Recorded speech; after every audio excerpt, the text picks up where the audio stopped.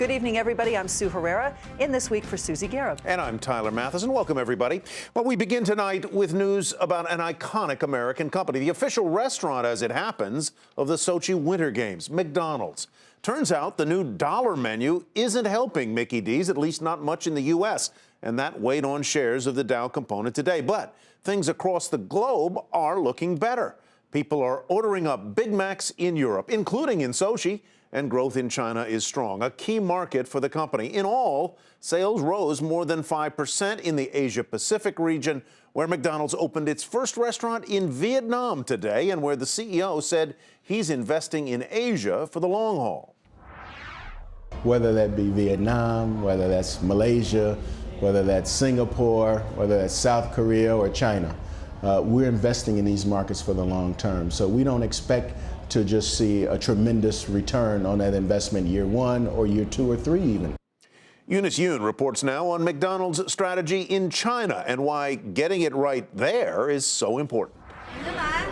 Hamburgers on rice. It's now on McDonald's menu in China to help the fast food giant beef up its business in this country. China is extremely exciting because it's growing so fast. With 1.3 billion people who want to eat and love McDonald's, we want to leverage that. Back home, McDonald's is struggling as more health-conscious Americans shun fast food.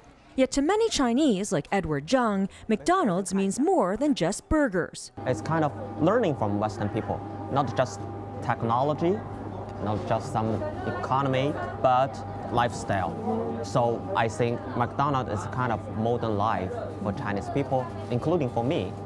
That iconic status has served McDonald's well. The U.S. company has nearly 1,900 restaurants here, its fastest growing market. Yet some believe McDonald's is leaving food on the table. Its chief rival, KFC, has localized its menu and supply chain and now has twice the number of stores. Upstart Chinese chains are also jumping in. McDonald's has been relatively slow to get to the point where they've been ready to adapt, to localize, to respond. KFC was much quicker. From the very early days, they started to think about how can we mix up the menu to better meet local consumer needs. And if you look at their big Asian competitors, you'll see that their menus are much more relevant to Chinese consumers. So McDonald's is offering items like nuggets made of pork, a favorite meat here, and bringing the successful McCafe coffee chain to China to keep up with young Chinese. So they want to live a more contemporary and exciting life, and they are so keen to hold a cup of coffee and sit behind this glass and then being seen by their friends to see, oh, I'm having a coffee as my afternoon tea break. A feeling McDonald's hopes will keep them coming back. For Nightly Business Report, I'm Eunice Yoon in Beijing.